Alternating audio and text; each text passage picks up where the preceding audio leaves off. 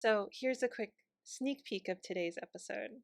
She took off at a dead run, racing for the back door. Her footing was unsteady as she reached the pavers, but she barely let that slow her down, her focus completely on the closed doors between her and safety. A loud, sharp crack of noise disturbed the silence behind her. She flinched, then slammed up against the glass. "Wait!" someone said, their deep voice far too close for comfort. She scrambled for the door handle, but her panic was making her hands shake, and she couldn't get a good grip. "Stop, please!"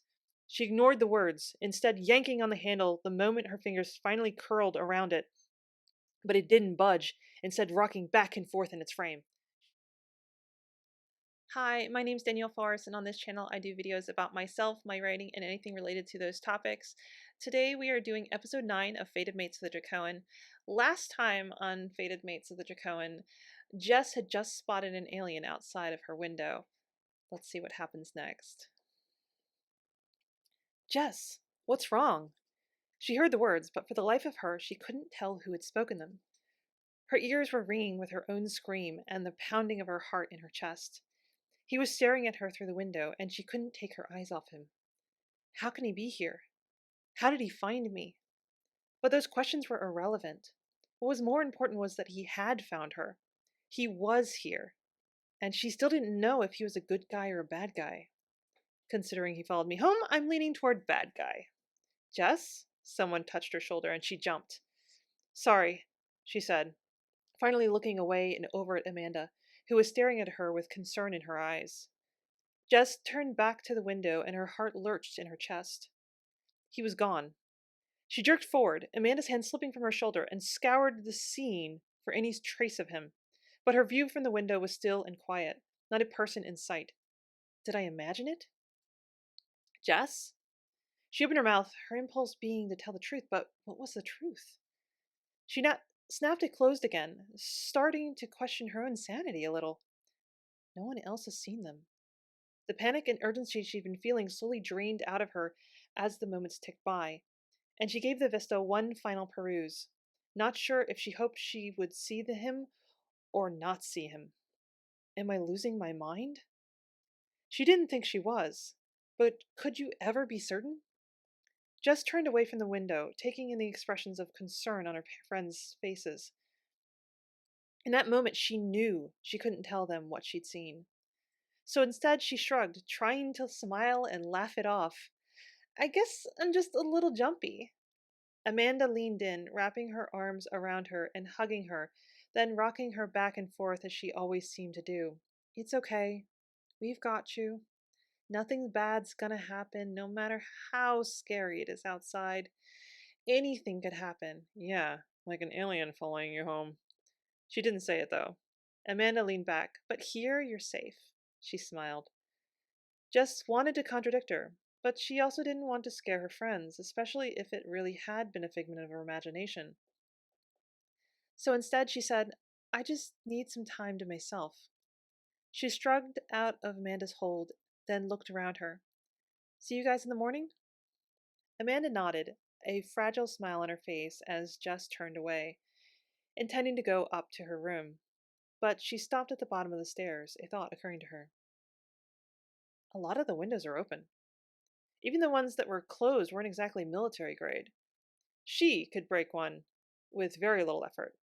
If that alien hadn't been her imagination, the house was no protection at all. For a brief moment, the fear from earlier returned. She reached out, gripping the stair railing. The smooth wood pressed hard into the flesh of her hand as she became lightheaded, her vision narrowing alarmingly. She reached out, slamming a hand into the wall. "Stop this," she whispered to herself, taking in a ragged breath. She pressed harder, trying to feel in control again through sheer force of will. "This is not helping," she said under her breath. "This type of fear helps no one. Face your fears." She took in and let out another deep breath. "What am I afraid of?" Her mind went blank, and she realized she didn't have an answer. My God, am I just freaking myself out over nothing?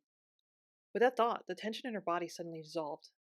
Her jaw relaxed, and she let go of the railing and wall. She stood up straight once more, looking around her like she didn't even recognize her surroundings. "Why am I afraid?" she whispered. Why was seeing an alien scary? When she thought back on it, she realized none of the aliens had been terribly threatening. They'd looked military, but while they'd been carrying weapons, they'd held those weapons with lax grips, like they weren't expecting a fight. And more recently, the one staring in at her hadn't even been holding a weapon. His hands had been empty. Truth be told, none of them had made any threatening gestures toward her, even when they knew she was there. She turned, leaning against the wall as she thought some more, her brow furrowing. They could still be the bad aliens. She couldn't dismiss that possibility, but if they were, why had that one shown up here? Why was he alone? If he had nefarious intentions, why did he just stand there? She didn't have any answers, but did that really matter? In the grand scheme of things, no one was ever truly safe. You could drop dead of an aneurysm, never knowing it was even a risk. You could get hit by a car or die from a chunk of skyscraper falling off and landing on your head. You could never anticipate all the dangers in life. You could just try to be as careful and as possible while also living your life with confidence. In fact, sometimes that very confidence was what kept you safe. After all, bad guys often chose their victims carefully. They were far more likely to choose someone skittish over someone confidently taking up space. With that in mind, she pushed off the wall and changed directions, passing through the kitchen and onto the sliding glass doors. She stared out into the growing dimness, seeing no one and nothing in the familiar space. Prove it to yourself, Jess. Prove you're not afraid. Jess took in one final slow, deep breath, then pushed the door aside. She stood there for a moment, a light breeze touching her face while insects chirped before her and her friends' constant voices hummed behind her.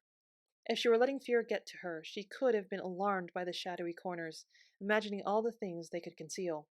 She could obsess over the sections of the house's back wall currently hidden from her view, places where an alien could easily hide, invisible until it was too late. She forced a laugh past her vocal cords, determined to make light of those imaginings. No one's in the backyard, Jess. Don't be silly. Prove you're not afraid. You've got this. She stepped out onto the uneven pavers, then turned to close the door behind her, determined not to be a chicken by giving herself an easy way out. Even if the alien had been outside the window, what were the chances that he'd not only stuck around, but that he'd snuck into their backyard like a pervert? That was just silly. He was clearly a soldier. That was the type of antics teenagers got up to, not fully grown adults. She continued forward, passing the picnic table where they'd eaten dinner and the smoker, which was still belching sweet-smelling aromas into the air. The pavers quickly ended, and she stepped onto the grass, which was showing some yellow spots where it had not recently received enough water lately. Jess looked down at the grass. Then, on an impulse, she kicked off her shoes, savoring the feel of the cool blades on her bare soles, letting it ground her in the moment. She imagined her fear slowly oozing down her body, down her legs, into her feet, and then out into the soil. She sighed as the weight of it seemed to evaporate, making her feel like herself for the first time in hours. With a smile and a new lightness to her step, she set her sights on a patio chair on the other side of the yard. She crossed the intervening distance with rapid strides, then settled into the chair and leaned back, enjoying the way the last rays of daylight silhouetted the house's outline before her. For the first time in days, she honestly felt like maybe everything would turn out all right. This wasn't just empty reassurances like she'd been giving her friends. No, she truly felt this. A calm settled over her. She laughed. Damn, why don't I do this more often? Her career involved spending long stretches of time indoors, and it was pretty common for her to lose track of time. She would often look up to find that night had settled in around her while she wasn't looking. She kept telling herself she would spend more time outside, that she would go for walks, spend time at the park, or sit out here with her friends, but it was just so easy to let time slip away from her, especially when she was most productive in the mornings and afternoons. But here, in this chair, sure, time was slipping away, but she didn't care. In fact, the longer she sat there, the more her body seemed to melt into the chair, and the more she forgot about why she'd been stressed in the first place. The colors slowly leached out of the sky and darkness settled in, but she was still hesitant to go inside. She watched the house as candles were lit and her friends wandered off to their beds. Meanwhile, crickets and the other night creatures started serenading her in earnest, their voices swelling into an orchestra around her. She was tempted to sit out here until the mosquitoes invariably ate her alive. But it wasn't the mosquitoes that ended up disturbing her peace. It was a noise, both subtle and impossible to define. It shattered the stillness of the night like someone kicking over a metal trash can. She tensed, and even the insects grew silent in the wake of it. "Hello?" she said, sitting up straight in her chair. The darkness had closed in around her. At some point, all the candles had been snuffed out inside the house, leaving only the moon and stars to illuminate her surroundings, neither of which was doing a terribly good job. She waited simultaneously, hoping someone would answer and that no one would, her mind drifting to the alien man she'd seen out front what felt like hours ago. Could he still be around? Had he been waiting for the perfect opportunity? No. She shook her head, frowning at her own silliness. Why would he have waited so long? Night had settled in quite a while ago, and she'd been sitting on this chair alone for even longer. If he'd had nefarious plans, he could have enacted them at any time. Her friends had been at the front of the house. They probably wouldn't have heard a struggle. Reassured by her reasoning, she began to settle back into her chair, still alert but starting to believe it had just been an animal. More than a couple of their neighbors had large dogs. A Great Dane, a Lab, she thought there was even a husky down the street. Any one of them could have been let out into their own backyard for one final romp before bedtime. Maybe the sound had carried through the night air in a way she wasn't used to. After all, she didn't usually sit out in the dark. As she let herself believe, her back unfurled, her shoulders gradually settling against the chair once more. Like a blanket settling over the night, the insects resumed their songs, the sound filling the air, and a yappy dog started barking in the distance. Everything felt so normal that it was hard to believe she was living through a global crisis. But even with all her assurances, even with how normal everything felt, she just couldn't settle into the peace she'd found before. She was now uncomfortably aware of every shadow and the dangers that could lurk within them. Would it get darker? She looked up and around her. She could still see fairly well and didn't think she would have trouble getting to the back door. But how long would that last? Was it already as dark as the night would get? Or would she soon find herself stumbling blindly as she tried to reach the house? I should go inside. Jess stood up. Her friends were already in bed, and they would probably be up banging around at the crack of dawn. She didn't relish the idea of trying to sleep through that. She missed the days when they used to stay up until all hours playing games or chatting. But without electricity, there just wasn't much to do once the sun set. With a sigh, she bemoaned how things had changed as she took her first step, but then froze when the shadows to her left shifted, drawing her gaze. She didn't move her head. Instead, like a startled animal, she focused on what she could see from the corners of her vision. She saw nothing at first. "I'm not afraid," she reminded herself. She knew that shadows could play tricks on her, that it was probably nothing but a bird or squirrel ruffling branches. She watched, waiting for some telltale sign, a reassurance that all was well. As she waited, she became keenly aware of just how far away the back door was. She wasn't exactly a runner, and if that shadowy form was dangerous, she didn't think she would make the door before it got to her. Jess started moving again, her steps slow and steady as she kept her gaze on the potential threat posed by the shadowy movement. The longer she watched, the more her eyes adjusted. Gradually, she registered more detail: the outline of branches and leaves, the edges of the wooden fence, an empty pot laying on its side, and something else. Something that felt out of place, but didn't at first have an assigned identity in her mind. It was the graceful curves that caught her attention, too thick and smooth to be that of a tree, and too big to be anything else from that end of the yard. It was silhouetted against the fence, eerily ominous in spite of its stillness. But whatever it was dark, blending partially into the shadows. Feeling an urgent impulse to get inside, she picked up her pace. Her heart had got the message as well, now racing in her chest like George of the Jungle cranked up on Java, making her feel on edge. But her brain still hadn't put the pieces together yet. Then she spotted that final piece. She noticed something swaying back and forth closer to the ground, like a low-hanging branch swaying in the breeze, and she froze one last time. She knew that movement. She'd seen that movement before. It's him.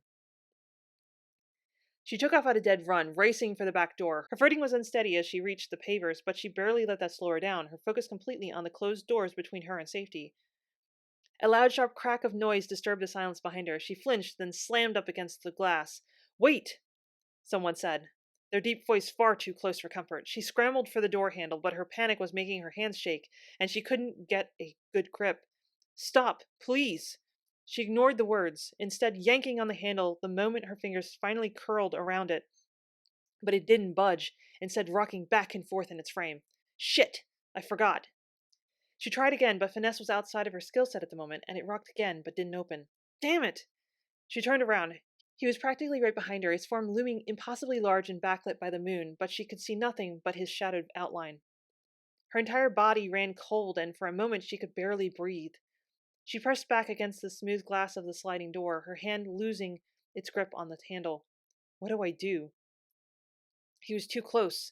There was no way she could get inside before he was on her. Her mind scrambled for options. The front door? Probably locked. An open window? He could just follow her. No phones, so no calling the police. None of her friends had self-defense or martial arts training. Hell, the bulkiest of them was probably Scotty, and he wouldn't harm a fly. I'm fucked. No, think. Damn it. There has to be something. Then she remembered. One of her neighbors was a cop. She'd never met them, but she remembered seeing the patrol car in their front drive from time to time. It was the corner lot, and so far away that she couldn't for the life of her imagine reaching it before she was caught, but it was her only chance. Fuck it. She pushed off from the door, racing off the patio and into the night. You'll never make it. She tried to push that voice out of her mind, but when she passed the corner of the house, she heard a large form barreling after her, and all hope fled her. I'm not going to make it. Thank you for watching to the end of this video. I hope you enjoyed it. What did you think? What do you think is going to happen next? Leave a comment below. So if you hadn't noticed, I got a new tablet. My old one decided to kick the bucket, and so I decided to get a new one, but it was full of drama. First, it took them days to ship out. Then, when I got it, the thing wasn't what I'd ordered. So I had to exchange it. To make matters worse, my old tablet was under constant threat of dying for good at this time, falling into DFMU mode every time the device powered down. But fortunately, that's all over now, and I got this adorable little tablet which is working perfectly. Anyway, that's all I have for now. If you liked the video, consider giving it a like and subscribing to the channel and hitting the bell if you want notifications. And if you want to connect with me and my content in other places, you can find links to my various social media accounts in the video's description, along with places where you can find my stories and books online. Most of my stories are available for sale in ebook, paperback, and hardcover formats, and if you're the type of person who just can't wait, you can get early access to my stories on my Ream subscription, which also includes most of my back catalog with the subscription. Reem is 5 episodes ahead with Fated Mates of the Drakoan and currently sharing my unedited whip of Match to the Alien Captain. Anyway, until next time, here's a few things you can watch while you're waiting for my next video, and bye!